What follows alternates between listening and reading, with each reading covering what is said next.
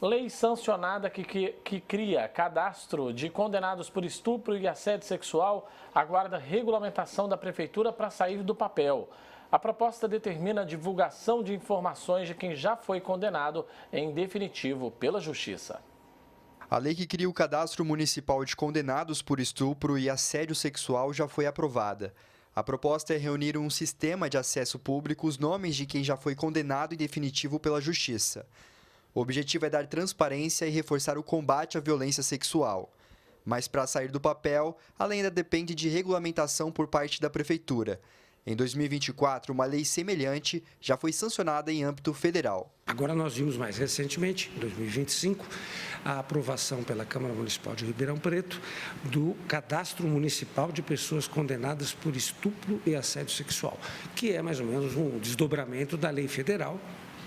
Ela também foi já sancionada pelo Executivo, mas também aguarda a regulamentação pelo órgão do Executivo, possivelmente pela Secretaria de Justiça e Cidadania, pela Guarda Civil Municipal ou por um órgão ainda a ser criado pelo Executivo. Então, ainda estamos em compasso de espera.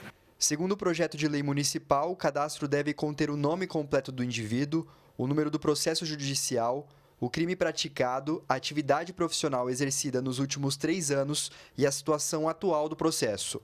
Para esta advogada, embora toda medida legislativa em defesa de mulheres e crianças seja importante, o cadastro levanta questionamentos em relação aos direitos humanos. A partir do momento que o nome desse infrator, desse sujeito, que ele já cumpriu a pena, o Estado já recepcionou, já penalizou e ele cumpriu a pena, o momento que ele termina o cumprimento de pena e ele precisa ir para a sociedade, interagir novamente, o mercado de trabalho não vai recepcioná-lo bem, ele vai sofrer um estigma social por carregar o peso do erro que ele cometeu e, teoricamente, ele já pagou por ele a partir do momento que ele cumpriu integralmente a pena imposta pelo Estado. O projeto de lei também prevê que o cadastro será administrado pela Secretaria de Justiça e Cidadania, pela Guarda Civil Metropolitana ou por outro órgão designado pelo Poder Executivo. As informações devem ficar disponíveis em um site da Prefeitura, com acesso público em conformidade com a Lei Geral de Proteção de Dados. A nossa equipe procurou a Prefeitura de Ribeirão Preto, que em nota informou que a regulamentação da lei será feita dentro dos trâmites administrativos e legais, mas não apresentou nenhuma data para que isso aconteça. Se de um lado nós temos pessoas condenadas em definitivo por crimes graves, crimes hediondos contra a dignidade sexual, e do outro lado, vítimas vulneráveis, comprovadamente vítimas desse tipo de crime, eu acho que no confronto vale muito mais a preservação do cuidado dessas vítimas e da sociedade em geral. Apesar do debate em torno desse cadastro, a advogada avalia que toda ferramenta que auxilia no combate à violência contra mulheres e crianças é sempre bem-vinda. Que a implementação dessa lei, ela precisa observar os parâmetros, não só de LGPD, mas de direitos fundamentais, para conseguir transmitir a eficácia respeitando direitos mínimos, né?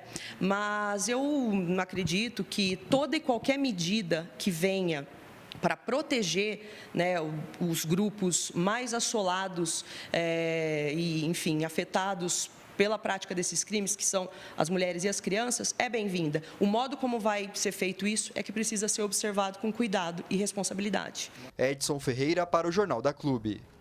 Seguimos falando sobre esse assunto agora com a Rosa Lídia, psicóloga. Rosa, quais são os principais impactos psicológicos da violência sexual para as vítimas, especialmente mulheres e crianças? Boa tarde. Boa tarde. Eu acho muito importante a gente estar tocando nesse ponto, porque são assuntos que normalmente são evitados. Ninguém gosta muito de falar, de demonstrar que isso existe, as pessoas que sofrem ficam caladas. Então, é muito importante a gente poder falar disso. São inúmeras as consequências, né? Você vai encontrar pessoas que sofrem de depressão, crises de ansiedade, o estresse pós-traumático, que leva você a ficar visualizando a cena inúmeras vezes. Então, assim, são sensações muito fortes que ficam presentes na vida do indivíduo que sofre esse crime. uma coisa são os sentimentos, então, como é que as pessoas lidam com esse sentimento, e é importante a gente falar um pouco de quais são os sintomas que aparecem, né? O que a gente percebe, então, por exemplo, nas crianças, como é que isso é evidenciado? Começa a ter perda de rendimento escolar, regressões, tipo voltar a fazer xixi na cama, se tornar muito agressiva. Então, existem comportamentos que vão chamando a atenção de que alguma coisa está errada. A criança não verbaliza, mas a gente tem que estar atenta para essas circunstâncias. No adolescente, nós vamos encontrar também situações de muita agressividade, nós vamos encontrar adolescentes que se automutilam. Então, são sintomas que estão revelando que alguma coisa grave aconteceu, né? As mulheres normalmente se calam, muito por vergonha, né? Porque muito é visto de uma forma vergonhosa. A mulher muitas vezes é entendida como responsável de alguma forma pelo que ocorreu, então ela silencia, mas ela continua tendo problemas aí, depressão, a vida sexual dela fica muito prejudicada, né? Muitas vezes ela se recusa a ter vida sexual porque está envolta em medo, está envolta em dor. Então, são consequências, né, sintomas que surgem em função do abuso sexual.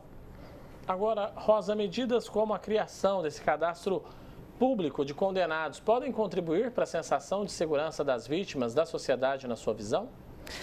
Veja, eu acho que o que a advogada colocou é um ponto de vista muito importante, né?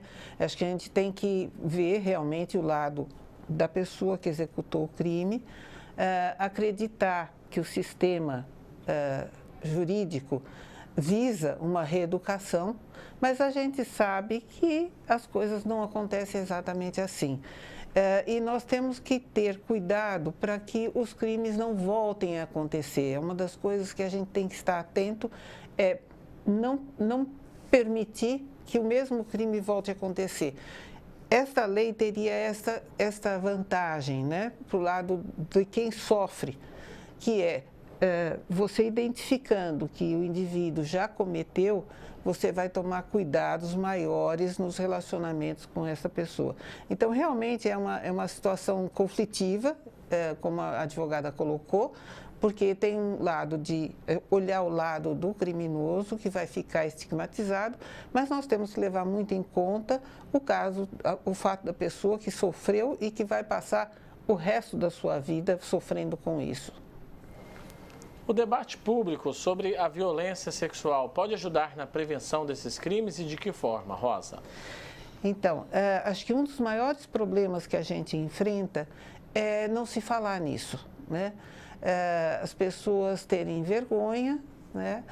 Muitas vezes ele é encarado como normal, entra aí já o lado do machismo, então tem algumas coisas que são consideradas válidas, né, para os homens, e o comportamento da mulher de submissão também é entendido como fazendo parte do papel feminino.